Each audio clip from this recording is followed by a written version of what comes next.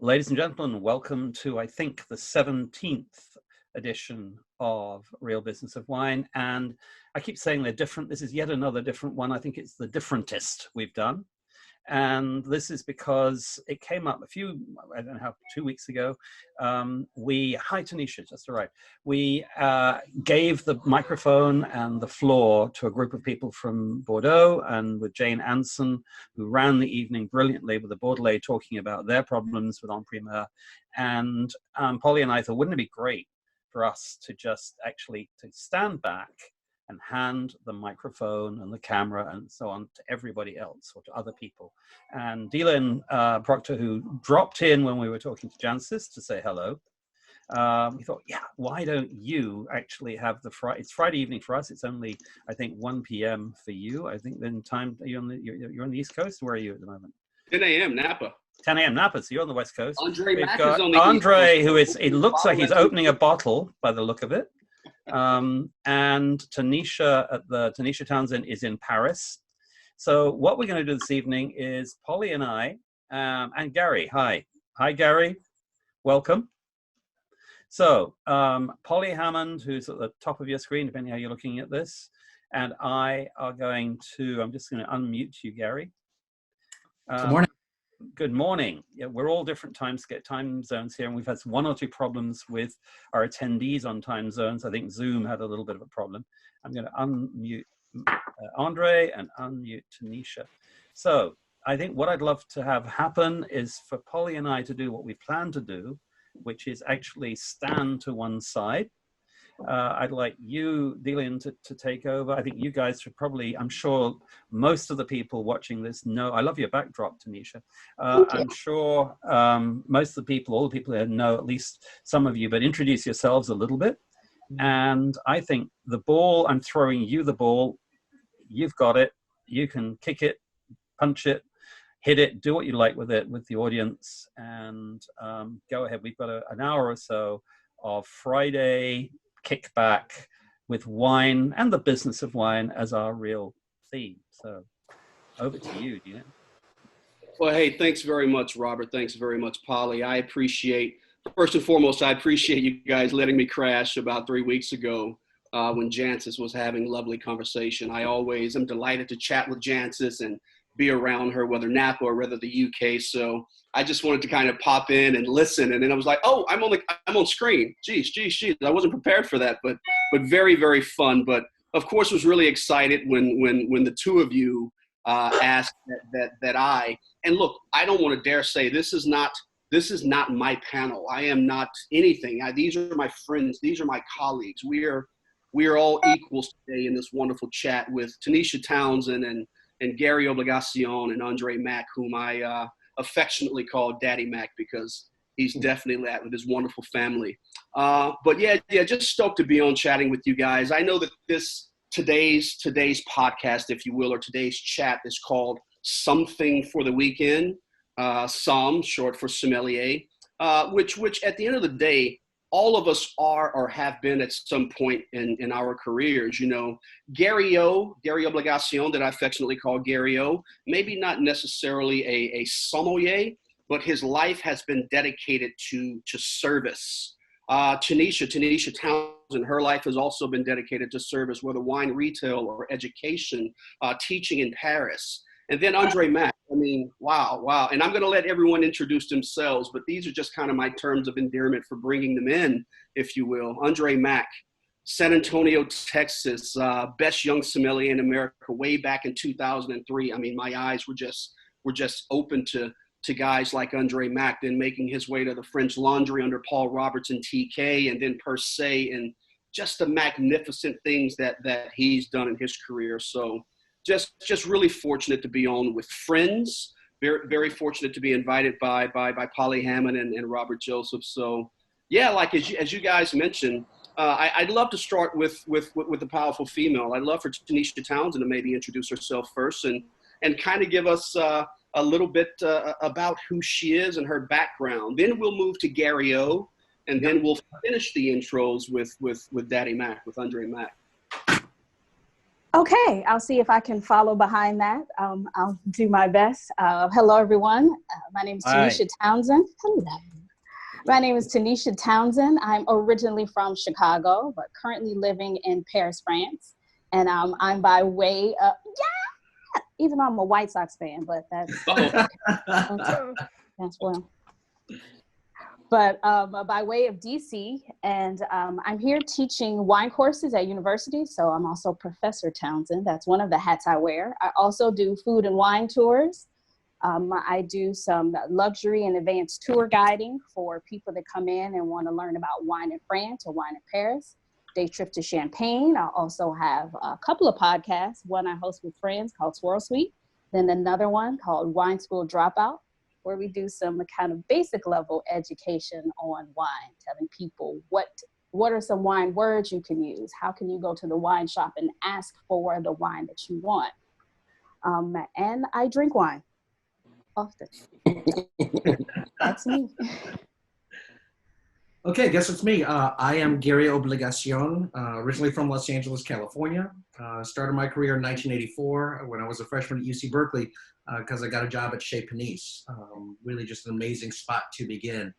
My career actually was, I really planted the seed for wine because I was working around a variety of great wine professionals. So the first was Peter Palmer over at Boulevard. Then I worked with Emmanuel Camigi when he was wine director at the Ritz-Carlton in San Francisco. I ended up taking over the wine program at the Mandarin Oriental in San Francisco following Renee Nicole Kubin, and just surrounded by great things. My last wine director job was actually at Green's Restaurant in San Francisco, where I met Raj Parr, who would come in and drink all my kosher. A lot of the team that I have here in my community, I met through events, not just restaurants and hotels, but I was a VP of operations that started Pebble Beach Food and Wine. And with that, I was able to expand scale and grow. Met Nick Kokonis and Grant Achatz, which got me to be director of operations for the Alinea Restaurant Group, where I was for 5.5 years before coming to where I am right now, Big Sur, California, where I am pretty much in the most perfect spot in the world to be quarantined. So there we go. Daddy Mack. Oh, I mean, you did a great introduction, man. What else? Can I say? Yeah, I'm from San Antonio, Texas. Caught the wine bug watching old episodes of Frasier. Decided that I wanted to be involved in wine. I had already worked in restaurants, so it just felt like the next natural progression would be to learn about wine in a restaurant. So, I studied my ass off. I thought I joined a competition because I thought I was really just competing against myself. I really wanted to know if I knew all of this stuff that I had been, studying. And, that one thing led to another thing, to another thing. I found myself in New York, 2004, Unsight Unseen, working for Thomas Keller at Per Se. So I was there for about 3 years. I quit. I wanted to continue to learn about wine, and I felt like the only way to do that was to make my own. I've been doing that since I was 2007. So for the last 13 years, I started a company called Maison Noir Wines, and we are sold in almost every single state, about 22 countries, and make a shit ton of wine now. So I don't know. Andre, I love that, man. And I love the fact that as social media was taking off, you built an American brand that became a global brand through the phone, through the laptop, through this new iPad that had just come out at the time. You built a global brand of cool and popular and well beyond trendy wine by just being dope, by just being yourself, by just being cool, by making incredible t-shirts that the sommelier community, the server community, the bartender community, people in the hospitality side could really, really get behind and say, man, Andre is dope, man. He's a cool dude that thinks about us. And I think, before everyone got on the call, and obviously this is a part of hospitality, we were talking about empathy earlier. And I think that you are as empathetic. I mean, you care more about the person across from you and what they need what makes them feel good, probably as good as anyone I know, man. How did you really do that? How did you build this empire just being you? You didn't spend thousands of dollars on marketing. You didn't spend thousands of dollars on PR company. You might have spent $1,000 or so or more on everything else, but you built an amazing thing with Mouton Noir, now Maison Noir. Right.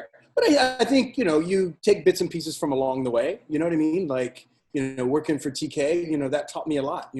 I showed up and I was like, kind of like, well, something would happen. I was like, well, shit, it was my day off. What did I do? You know what I mean?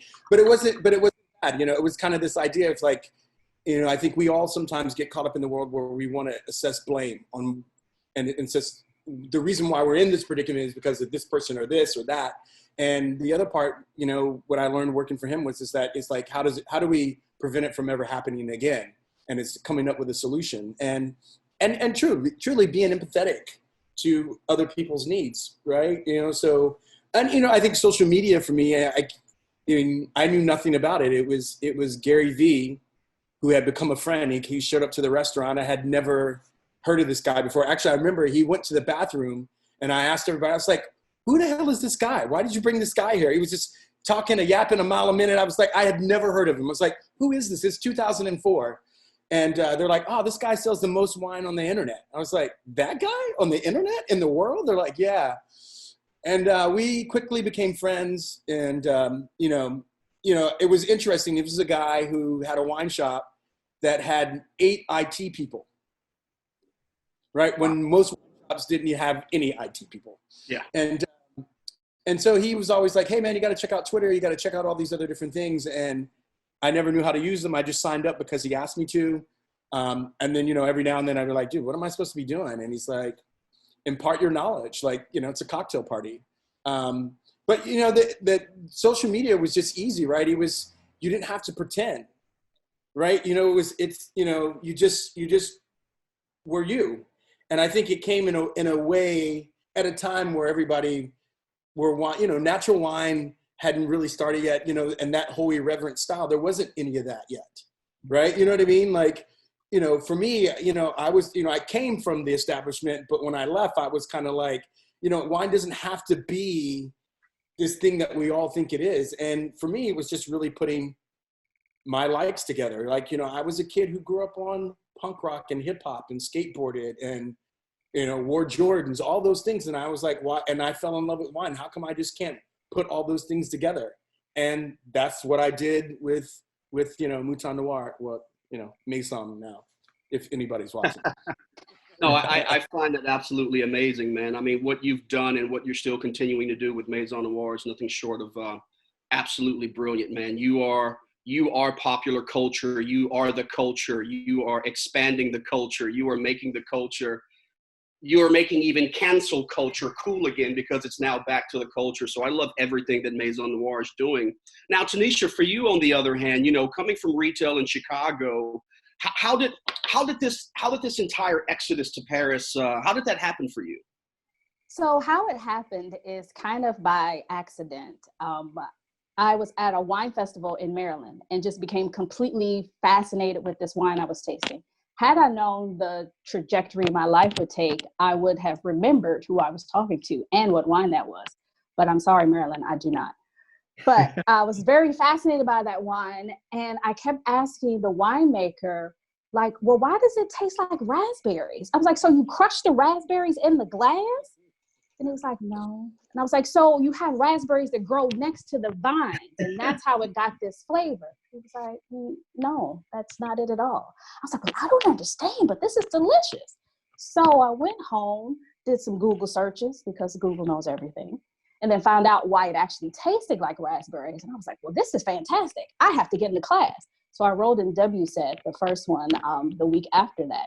And then things kind of just took off from there. As my experience started to build up, because also, by the way, at that time I was in grad school.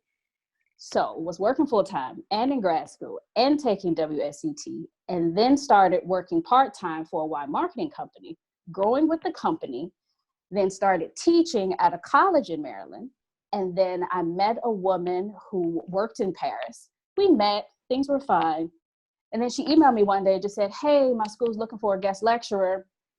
Do you think you'd be interested? I said, absolutely. I'm coming next week. And she said, okay, maybe not that soon. But we worked things out, and I came to Paris and guest lectured. And I thought it would just be for that semester. But I was like, no, never leaving. So we have to figure this out. And so the first thing I did after that was that's how I started being a tour guide and working with wine tours and doing food and wine tours. And then as I started to meet people and move around, the wine lover community on Facebook was fantastic with that. I met a lot of people through the Digital Wine Communications Conference. And then from there, got an offer to teach at a couple of different universities within Paris. So now I do that as well. I love that. I love that. And it kind of leads me into Gary O, because we find ourselves in a very precarious kind of predicament right now, an alliteration of P's. We're in a very unfortunate situation for lots of businesses, lots of friends, all of the hospitality industry, maybe with the exception of some retail around the United States. And Gary O, even though Tanisha is an operator, even though Andre Mack is an incredible operator, you know, I don't want to dare take anything away from them, but like Gary Obligacion, Gary O, it's like you were born to be an operator. And I really mean that with the utmost respect, because just the way you price and program and forecast and look into the future of business and see how businesses can be successful Q1, Q2, 3, 4, the half, and you forecast these things 5 to 10 years down the line. That's something I've always wanted to grab from you and learn from you. In these times right now, and let's say the United States or the world does open back up in 2 weeks or 1 month. In the remaining 2 weeks, in the remaining 2 weeks or 3 weeks or 1 month, we have no idea what could sommeliers be doing? What could wine directors be doing? What could directors of operations be doing right now in this time of uncertainty to prepare for business and the continuation of business post-COVID-19? Well, there's a lot there to unpack.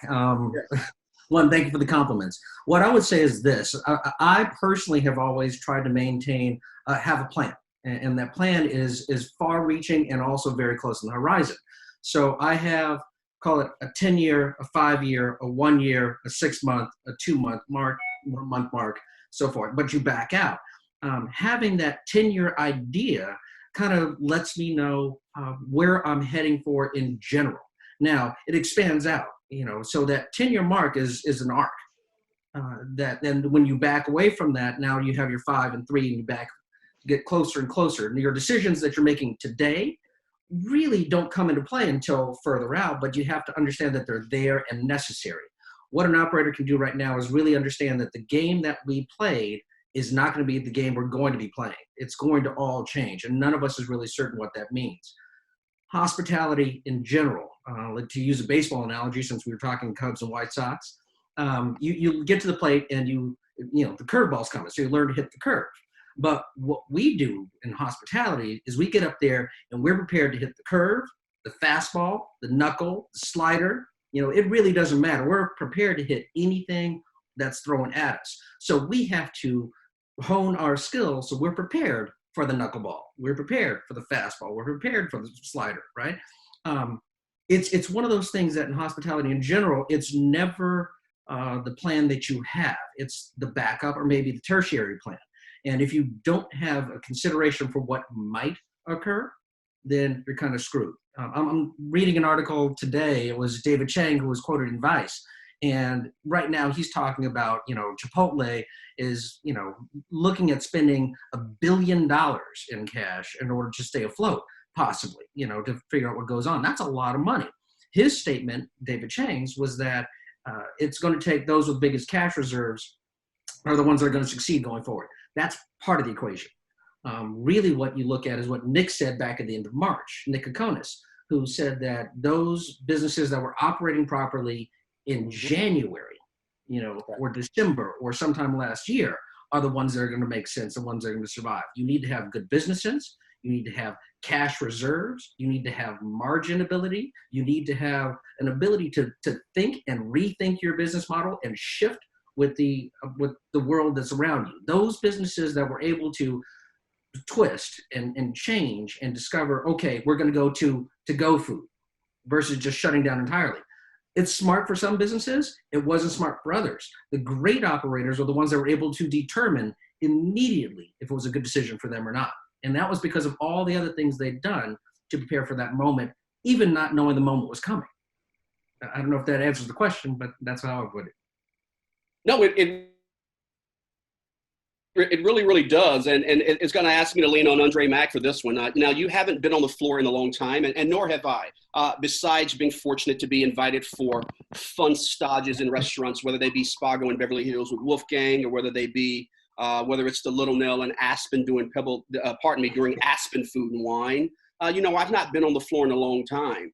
And Andre, you've got this brilliant operator mind as well, but you're the guy, not that Gary O isn't on the streets, but Andre Mack, you're the guy that's on the streets. So you still have this hustling, grinding sommelier mentality, even in your business day to day. What should Somms be doing right now to prepare for life after COVID? Or not necessarily after, you can get to that, but what should Somms be doing right this second? What should they have been doing for the last 3 to 4 weeks of this unfortunate, current situation that the U.S. is in, especially the hospitality industry? I guess for me, pivoting. Speaking of that, I must say, I haven't been on the floor for very long. I just recently returned back to the floor. Me and my wife, we opened an American charcuterie bar. So 2 months, I was on the floor. We had been open for 2 months. Mack and Son, right? And that was like, oh my God. So I was over there, and so I had been back on the floor, and I'm back in the groove, and it was feeling great. And now I'm in our space this is actually next door. This is our provision and cheese shop that actually opens on Saturday via online. So we've just kind of diversified and kind of switched things up as a family business. We bought a wine shop about 5 months ago. That's about 1,000 yards down the street this way. And so we've you got to speak in meters, Andre Mack. You got to speak in meters. Yeah. I mean, maybe blocks. And so we've really kind of seen the whole idea of like having just opening a restaurant and then it coming to a screeching halt. But also, we diversified and had owned this wine shop for about 6 months. And so we've seen one thing where one business was thriving and got a lot of press, and, there was a line, and, the wine shop was kind of, doing its thing, to that business really exploding. The wine shop business has really taken off for us, which is, who knows? Will it return that way? Will it continue to stay that way afterwards? It's different. So for me, I feel like, I can be busier than I had ever been before right now. Like, you know what I mean? There's so much stuff that's on my plate. And I think as a sommelier, for me, like to stay sane, I wouldn't just pour myself into studying. I would allow myself some time to work on those projects that you always wanted to work on, creative. I mean, this is the perfect time to reach out to other people. I don't know how many people have reached out to me asking, hey, I got an idea. Do you want to do this? Or I thought about this. Some butcher reached out to me the other day. He's like, hey, man, I would love to do a collaboration once the world gets back to normal. I feel like, for me, what's been the saving grace of all this for me is like I've been spending a lot of time on my own creativity and being able to reach out and spending that time to like dream a little bit and say, all right, my world just came to a screeching halt. What would I do differently now? Right? If I had my own business, or if I did this, like what would be different? And also like, and start to think of like how things will change. I mean, we all think that they're going to change drastically. Maybe they will, maybe they won't. But the idea of like thinking about the future and thinking about what's the next step and what you could be doing to be a part of that. And I think right now is just reaching out to other people, talking to other people. That's for me, like, for the wine business, I'm afraid that I'm overlooking something, right? Because right now I feel like I'm in a good place to some degree, better than some, maybe not as better as some other people. We just opened. I've been through this before. I started, the wine company right in the middle of the downturn of the economy, right? I don't have, you don't have that far to fall, if you fail. And I think, for me, just being who I am, we decided that we were going to open another business right in the middle of all of this. And that keeps me, that's what I would say. It's like, you only live once, right? Right. And, they would say that, a lot of things wouldn't happen, unless hell froze over. There's no one out on the streets. There's no one doing anything. I would say so there you go. It's New Yorkers. Hey, what's up? That's New York. You know what I mean?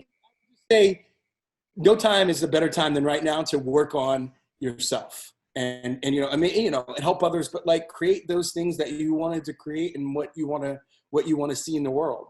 And that's what I've done, and that's what I will continue to do. May I touch Gary, you have something to add, Gary. Well, Andre, you actually brought up a very good point that we've discovered here, that the hospitality in general, be you a sommelier or a wine director or a general manager of a hotel, whatever that thing is, it's wash, rinse, repeat. We never get time to work on the projects. We always say there's going to be an opportunity, maybe, we'll get around to it, maybe Q3 of next year. We push these things out. Right now, we've got a window where we actually have time to complete some of these projects that we've put off forever. Now, is the government going to allow us to do it? Is it essential work to be done, for a construction type project? Maybe it is, maybe it isn't. That's a whole different factor. But to get out a notepad or a whiteboard or a notebook and start really crafting, all right, what is a different way to think about this thing that I have been noodling on for sometimes years? And it's a rare opportunity that if I were talking to a sommelier right now, or somebody who's looking for what do I do right now to prepare, it's get creative. It's take the time, take advantage of this non-renewable resource, because time we don't get back. So right. Well, to me, I liken it to the analogy, like I'm really competitive, right? And so no one else is getting a leg up on you because it's all shut down. It's kind of like, I grew up in a different era, right? I would get in trouble. My mom would say, hey, you can get a spanking and go outside, or you can be grounded. And I would go and say, let me check the weather, right? Because if it was raining, I'll take grounding. I was like, I'll take I'll stay in the house for 2 or 3 days. That's fine. But if it was sunny, if it was going to be beautiful, and I knew my friends were going to be outside, I'd take the spanking, I'd go outside and I'd play, right? That you see what I'm saying? And so like right now, it's like everybody's grounded. Right. And so the idea of like, I feel like I can take the time that I need to work on these other things because I don't feel like someone's getting a leg up on me. That's just how my crazy mind works. But also like, are we going to be paired with, like, when you hit the ground running, what's going to happen when it's all clear? And obviously that will be in stages, but like the other side of that. Yeah. Tanisha, I think you had something great. I did. I just wanted to add on to what everyone has said. And this is probably the professor in me, but this is also a good time to learn. Maybe there's a new skill that you wanted to pick up or something you wanted to add on to supplement what you already know. This is a perfect time to do that. There are so many people offering so much information online for free. Real Biz Wine is out Monday through Friday. Ever since the confinement has happened, there are different wine courses that are being offered for free online. People are going live every night and just doing wine tastings and speaking with winemakers and all of these other things. And now you have time to take in this information, create something with it, or just to learn more yourself. And so that every time you've learned something, that makes you a better person, that makes you better at your job and what you want to do. Yeah, Tanisha, I'm going to keep this with you because you're a professor of wine when it comes to exports and imports and packaging and sustainability and investing in wine. So when you think of the times that we're in right now, let's say that everyone that's listening, including myself, we only knew a little bit about wine. You're a professor.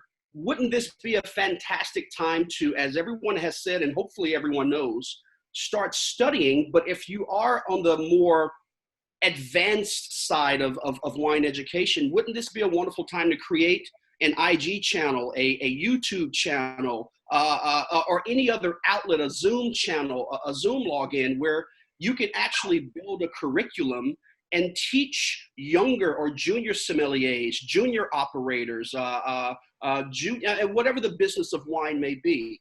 wouldn't this be a great time to start that type of business, or to start that type of way of learning, to create some bandwidth? What are your thoughts? Absolutely. And I'm chuckling a little bit because I'm like, dang, he's telling everybody my idea before I have it all finished and can put it out there. But yeah, that's actually, I'm actually teaching in the middle of a course now that I'm teaching to some college students online. And since we have moved it online, because this class was supposed to be live, and since it's not live, whether they're here or even me doing it online live, I'm doing all of the recordings for them and all of the slides and things like that. And this is something that I am planning to package in order to put out in a different way. I'm also doing some research on educational technology, because there are other ways that we can start doing things online and not just in person.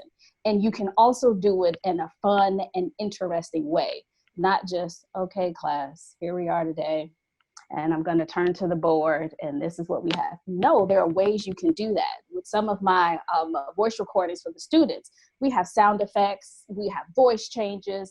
I mean, there's so many different things that you can add into that. And I want to learn more about that so that people can be engaged, they can be excited about it, and not just say, you know, these kind of things suck. I'm using that from a word that I heard on Twitter somewhere. Now, a very important thing, I know we've got some questions coming up here very shortly, but I think a really important topic is for all of our listeners and all of these incredible viewers and folks that once this is, I guess, posted and put on RBW as it will be, I think people are going to obviously look at the screen and they're going to see shades of brown. And that's something that I absolutely love. You've got Tanisha Townsend, first and foremost female, but Black, African American. You've got Gary Obligacion, minority. You know, you look at him. I don't want to dare say anything, but you look at President Obama, who's half white and half Black. In our terminology, you look at him and you say, that's a brother. That's just the way our community says it. You look at Gary O, Latin influence, Latin family, Latin ethnicity, etc. But you look at Gary O, that's a brother when you see him. Minority, of course, and you see Andre Mack. Why is diversity in wine, in hospitality, in the business that we all love, why is that important? And before I allow you wonderful folks to answer, and again, I'm not saying this statistic to be perfect with the stat. I may be off 1%, but I think you'll get the gist of what I'm trying to say. You know, in Michelin restaurants, 70%, might be 71% of all buyers in Michelin restaurants are white male. 24% of those buyers, could be 23, whatever it is, I'm sure someone will correct me, are female. Is that an issue, guys? Which part? All of it. Yeah. It's all Gary, about, here's you go. The reality is this. We're talking about a segment of, well, we're talking about a very, very small segment of the food and beverage world. So we're talking about fine dining. We're talking about, you know, the Michelin stars and so forth. So part of the issue is that there are no examples, visible examples of people of color, of brown-skinned people in that world that somebody can look to, and it's rare. So let me give a for instance. I was at Aspen Food and Wine, which you just referenced, and at that time I was director of operations for the Alinea Group. I had Tavel Bristol Joseph out of Texas, right? He's out of Austin, Texas. He came up to me, and he was a chef, an award-winning chef, and he came to me and he says, "You are a unicorn." And I said, "What do you mean?" He said, "Well, you're a Black man and you run the Alinea Group, and I didn't know you existed." And he says, "We need to have coffee." And I said, "Okay, well, let's have coffee." What he explained to me was that there was no one that he could look to say, "I want to do that. I want to be that person." And I was at the World's 50 Best Awards, and I was the only African American in the whole room. And there's 1,000 people there, no other people of color. I mean, there were ethnic people, but there weren't African Americans. Very, very different. I want to say that it's a problem that's existent because it doesn't elevate to the fine dining level. Across the United States in particular, brown-skinned people drive the machine. But it isn't, it's the neighborhood restaurants, or it's in the back of the house. It isn't the sommelier on the floor. It isn't the captain. It isn't the general manager. It's somebody else. Is it an issue? Absolutely. How to change it? That's been a question that has been asked as long as I've been in the industry, and I've been doing this 36 years. Wow. Yeah. Yeah. Tanisha. For me, it's important to see other people that look like me, because then I know that I can do it. To go into a room and not see anyone that looks like me, or not even know that this kind of career exists, that's something that it's hard, because you're like, oh, well, if no one here looks like me, then nobody can do it. For a while, that actually stopped me and that held me up. But then I thought about it a little while longer and had a couple conversations with people. I was like, wait a minute, maybe you need to be that person that other people can see. And that's another reason why I enjoy teaching, because I get to show people, look, this is what you can do, not just as an African-American woman, not just as a woman, but this is just a career you can have. And also there are other careers in the wine industry besides just being a sommelier out on the floor or being an importer-exporter. So for me, it's just so nice to see other people that look like me, because you just know, like, this is possible. And I like to give hope. Absolutely. And Andre Mack, what are your sentiments? I think we're all saying the same thing, right? When you don't see anyone that looks like you, I think for a lot of people, they feel like they can't accomplish that, or it's not for them. And, you know, I mean, not to get too crazy, but like, it's the same thing. And like, you know what I mean? Like, it's something that I've always grown up with, that I've always noticed, that most of the time I'm the only person that looks like me in the room. And growing up as a child of, being an Army brat, that's something that I got used to. It was a familiar place to me. There was some comfort in that at some point too, right? And you learn to deal with it. For me, it was never such a big deal. I didn't think that I needed to see anybody that looked like me to be able to do those things that I saw other people doing, because I felt like, because my mother told me that I could do it, that I could be this person, I could be anything that I could. I didn't realize the power of that until much later, until I started the wine company, and I get hundreds and hundreds, maybe even thousands of emails a month from people who look like me, saying they want to do what I do, and how do they do it, and the fact that they didn't even know that it existed, and that kind of thing, and so that it's a powerful thing, and I think a lot of people who don't look like us don't understand that. Right? They'll walk by a place and they see a whole bunch of people that don't look like them, and they'll keep walking because they say, well, maybe that's not for me. And that's the truth. That's truth. I had a friend of mine said, hey, we want to know what's going on in that building over there. It looks like everybody's having fun. I said, how come you don't want to go in there? He said, well, because they would be the only people who looked like them in there. And you know what I mean? And so somehow if they went with me, they felt like they would be okay. And it's just a natural thing. And I just tell people, you know what? There would be no M&M if there was no Vanilla Ice, right? There had to be. It works the same way. First, right? Can I jump in and ask a question about this? Because I have all the questions that have come in through email, and one of them very specifically applies to this. And of course, we can't have this discussion without a discussion of privilege as well. So I don't know how much we want to go into Uncorked. I know there are some questions about it, but one of the things that happened that we saw publicly in the past few weeks in wine discussions is that on the one hand, we have an industry that is very worried about its future. And how can they connect to people, and how do we grow, and how do we change, and how do we pivot, and every question that has been coming for a very long time. And then Uncorked came out, and we had a conversation that happened in many spaces online that went like this. Well, this isn't realistic, and how did they learn this fast, and the juice isn't like this, and the product isn't this. And it was so whiny. It wasn't like they got the message of, here's a story that reaches out to an audience who needs the role models and the experience and the understanding that this is something that we can become. So how do we deal with the establishment, the privilege that is endemic in our industry, and the need to embrace, to serve communities that want to be a part of us? Yeah, it's endemic and it's systemic and it's a lot of other things. But look, at the end of the day, and as I get into that kind of question, that kind of Q&A of Uncorked, I'm going to segue into that because you take this back to my teenage years where my dad got an ID that said I was actually older than I was so that I could work, so that I could be in the workforce, work in restaurants. And we, by no stretch of the imagination, were affluent, not even close. Like some would even consider, we didn't, but some would consider, yeah, he grew up in the hood. Whatever you want to call that, whatever that means globally around the world is different to all. But my father was a mortician for 35 plus years, owned 2 funeral homes and a limousine business, a limousine company. And my dad was smart enough to know well back then, as I was a kid growing up, I should probably cater my limousine business to the more affluent areas of Dallas, Texas, where I grew up, not too far from my good friend, Andre Mack.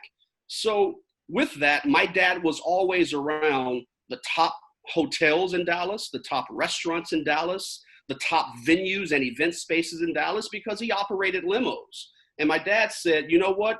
The only workforce that you can really join right now at an age you're actually not, but went downtown, got you an ID that said you were older, is the hospitality industry. You can bus tables because I bus tables in golf clubs in the 60s. So the cool thing about that is everyone I saw around me as a busser looked like you, Polly, looked like you, Robert.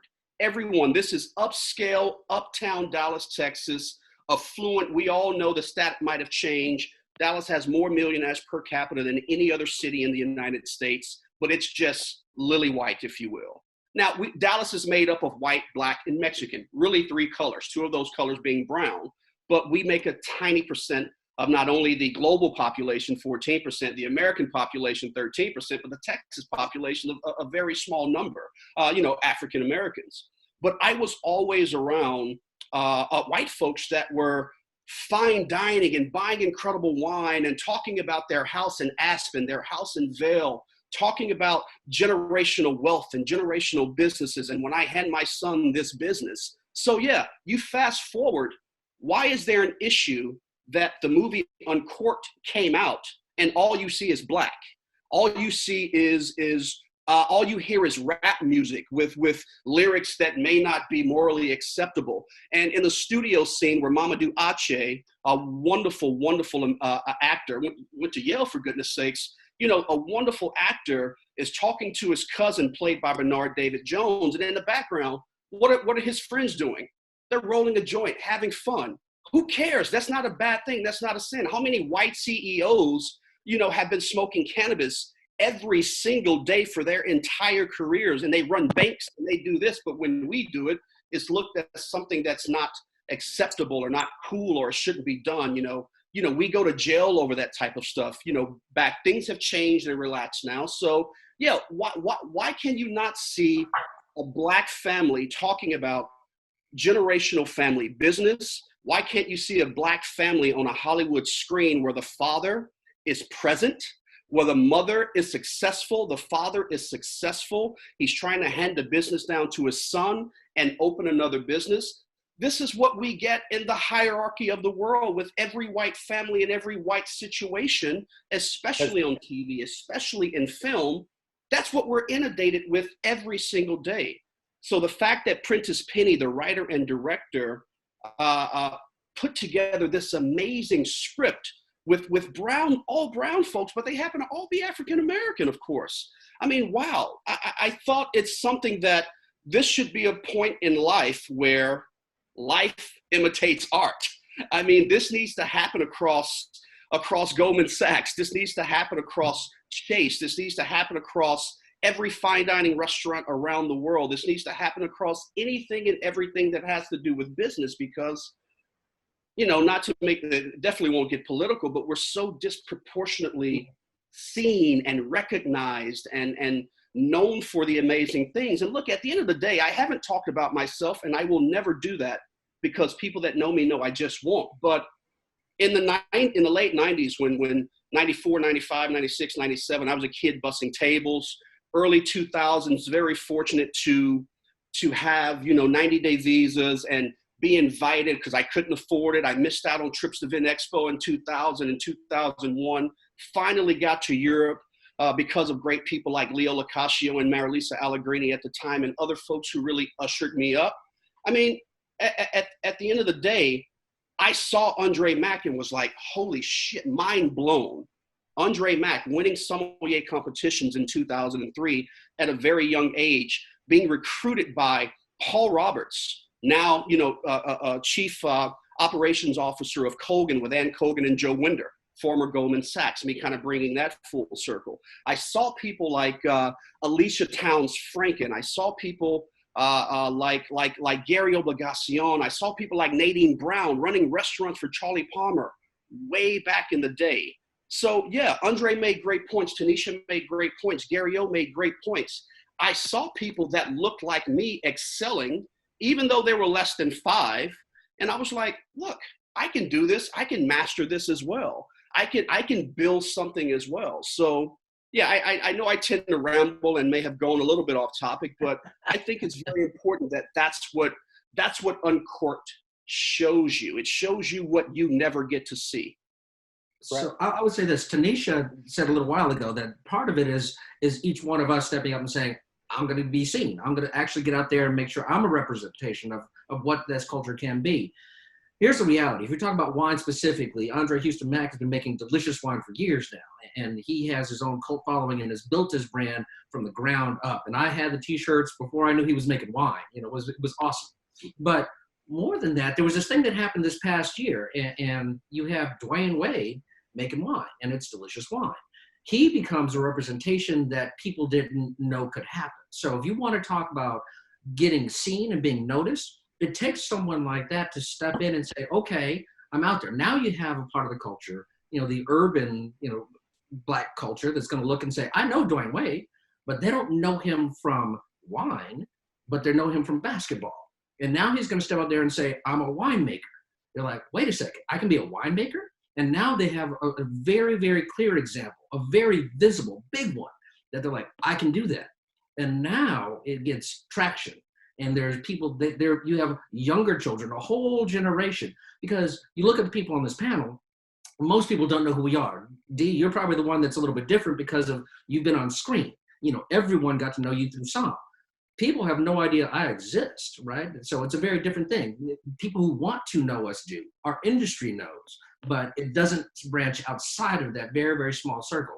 We need to get to a world where we are more visible just as being brown skin, and there are more recognizable people that are the example of I can do that.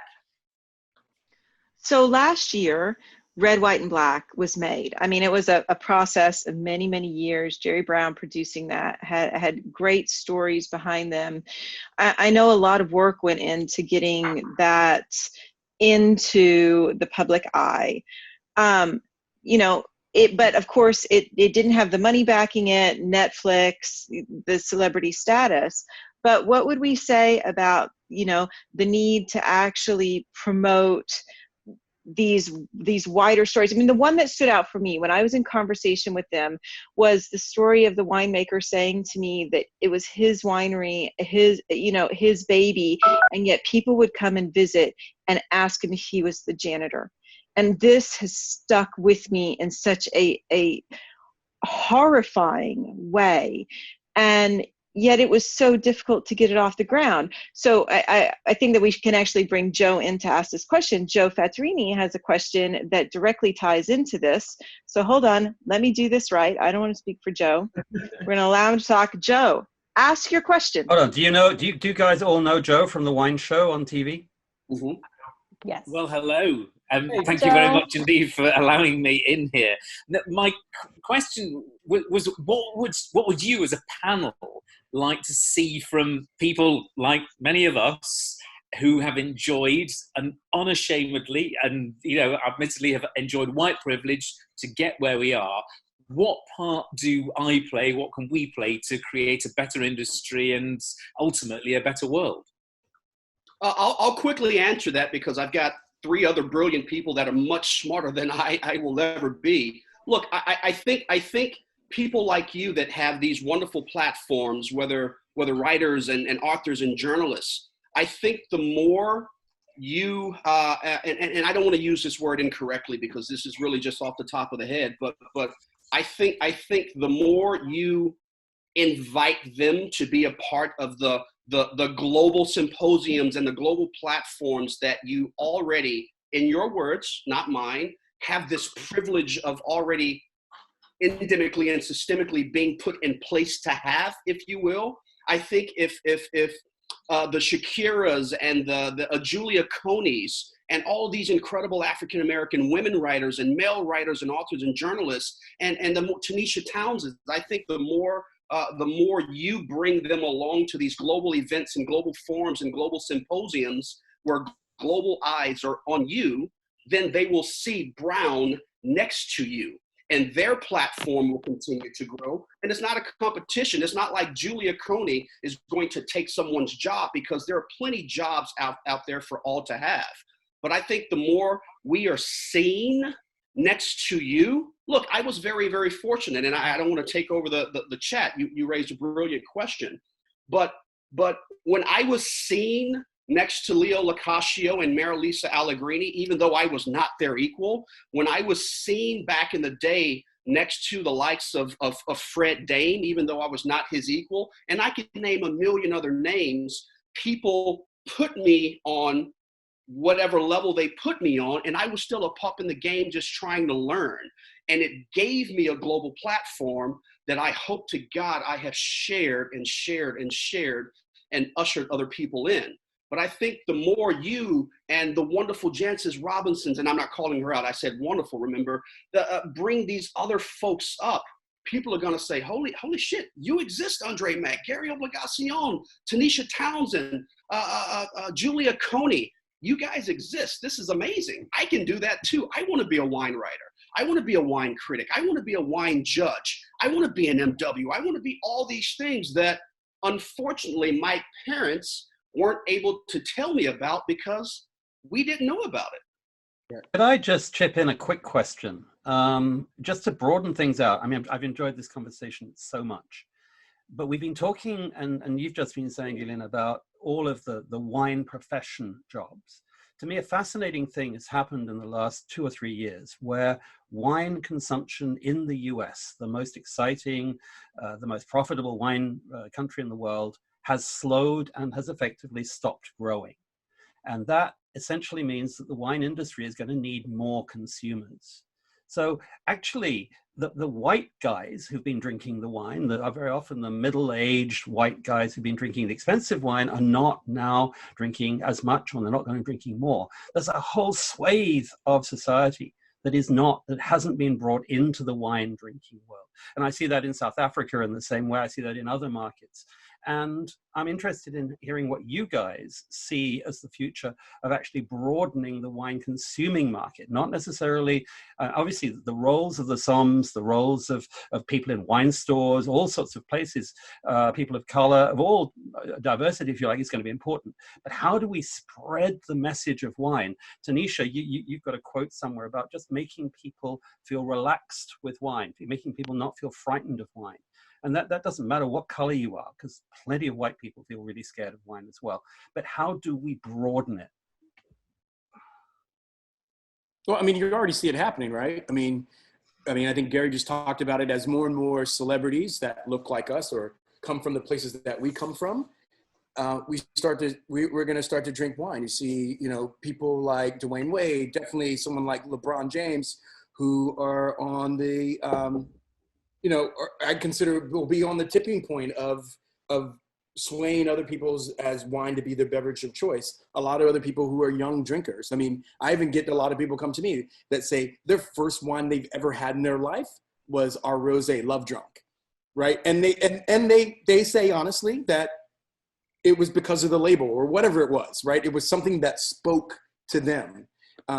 It will change, right? As more and more people start to drink wine and that, of a certain stature, I wouldn't say stature, but maybe as more the urban market. That's something that's going to be the next wave. I wouldn't just say just urban, but just people who didn't think wine was for them. I think even just most recently, Snoop Dogg teamed up with 19 Crimes or whatever. And let's be honest.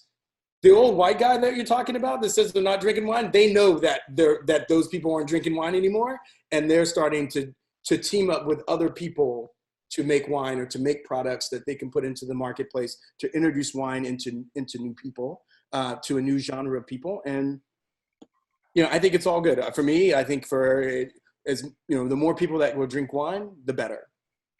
And I also think that since we are starting to change the way we talk about wine, we are changing the whole, let's keep with these wine words and let's talk about how crunchy or how unctuous or, these other wine words that people don't understand.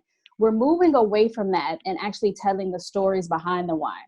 We're speaking with winemakers. We're showing how we're sharing the wine with friends. We're making wine a lot more approachable. And so people want to actually approach it. A lot of people were scared before because they're like, I have no idea what this person is saying. Like wafts of violet flowing through a stream after a rainfall. Is that a Chardonnay or is that a Merlot? I don't know what's happening. So now that we're starting to speak about it in a more personable and relatable way, and we're showing it as an experience, we're having it with a meal, we're out with friends, we're by the beach, we're drinking it in a box, tailgating before the Bears game or the White Sox game. This is just, something that we're kind of, people are getting more into it now because of those kind of things. And Uncorked showed that. Uncorked showed that. Prime example of that. I'd also say that part of it is going to be it's a cuisine issue. So wine has a very particular role in most cultures. If you look at old world in particular, right? If you look at Italy, France, any place like that, wine has been part of the culture forever. In the United States, it wasn't, and has not been traditionally. And so it's a small market, but growing. But it goes with food. In a lot of the communities we're talking about, the food is not conducive. You have no access to fresh produce. You have no access to good markets. The restaurants are fast food driven. You don't go to a fast food drive-through restaurant, order a bottle of wine. They don't go together. So they have to have, there's more of a movement that has to occur. Part of it that was just touched on a couple of times is it has to be for me. And part of it is saying that restaurant can be in my neighborhood too. That store can be in my neighborhood too. And if all those things exist in my community, then wine becomes a part of that. But it's a whole cultural shift that needs to grow. If we're just talking about, urban, brown-skinned people, that's different than the global conversation or the entire country.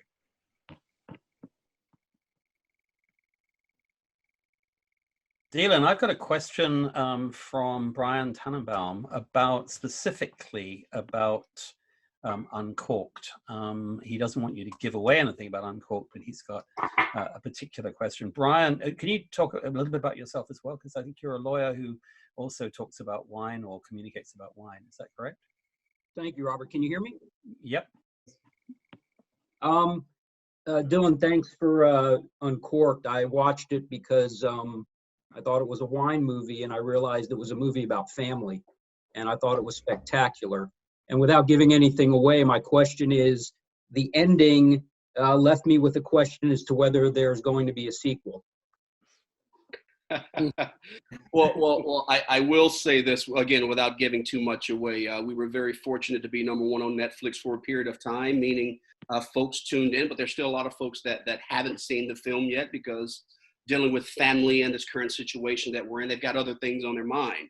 But I'll say this, there very well could be.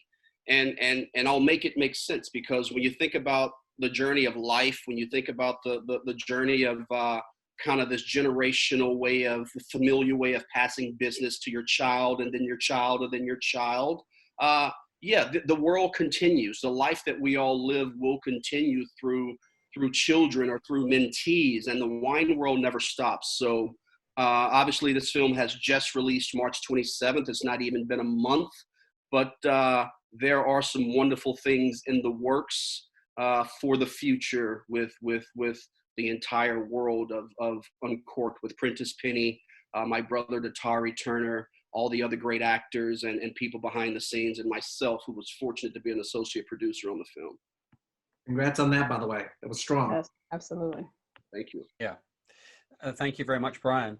We're on an hour. We often overrun for a bit, so there's no problem if anybody is happy to stick around. But would you guys, DLynn, would like to head towards wrapping up, if you like?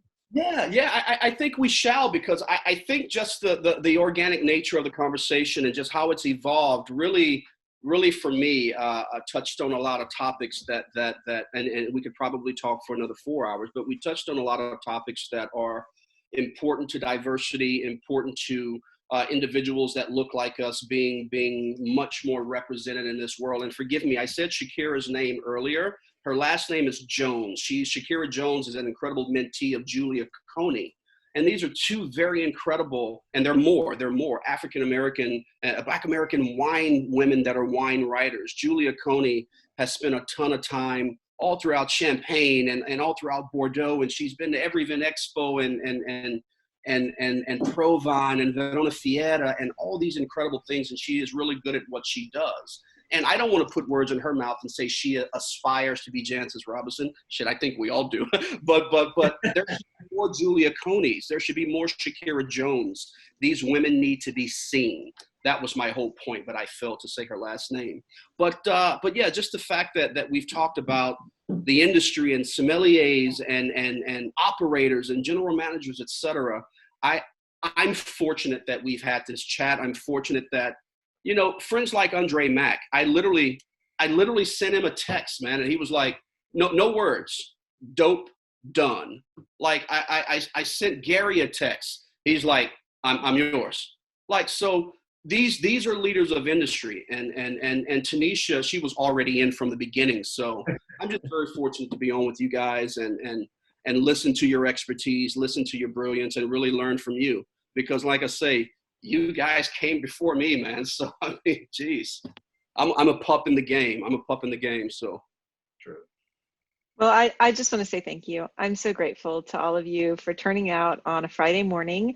You're all in the States doing this for us. And this was a webinar that we've wanted to do from the day we started this. And these voices are so important. And I'm enormously grateful for your time and your honesty and your willingness to do this. Thank you. And can I second that? My only problem is that, as we've been saying offside, I have a big problem, DLynn, because you're so much better at doing this than I am. So, but thank you all. Your job is safe. Really, thank you for your honesty, your frankness, your expertise. There is so, as people are saying on the side, there's been so much to learn, and not just. We've been talking about diversity, we've been talking about inclusiveness, but the business lessons. Some of the things that you've been saying, all of you. That the wine, we've had all sorts of people in the wine industry, we've had great people on here, but some of the conversations I've had with wine people outside this environment, so few of them have actually got some of the basic truths that you, Andre, you, Gary, Tanisha, and DLynn, you've actually been expressing today. So thank you again, and please, we want more of this stuff. Please come back and join us again whenever you can. We'd love to have you, and stay safe. Thank you. Do it again next Friday. Thank you.